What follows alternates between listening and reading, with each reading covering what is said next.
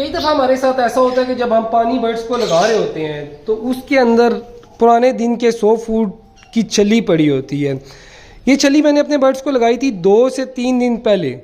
आज बहुत सी जो है वो पानी वाली पोट्स के अंदर छली के खाली तुक्के मिल रहे हैं, जैसे आप देख सकते हैं यहाँ पे भी पड़ा हुआ है। तो आप दोस्त जो है वो अपनी राय दें कि बर्ड्स ये हमें क्या कहना चाह रहे हैं।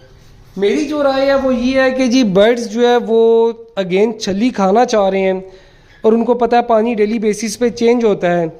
हम ये तुक्का पानी वाले पोट में डालेंगे और जब मालिक हमारा पानी निकालेगा तो उसको पता चल जाएगा कि हम छली खाना चाह रहे हैं। बाकी आप अपनी राय जो है कमेंट्स में दें कि तुक्के को पानी में डालने का क्या मकसद है।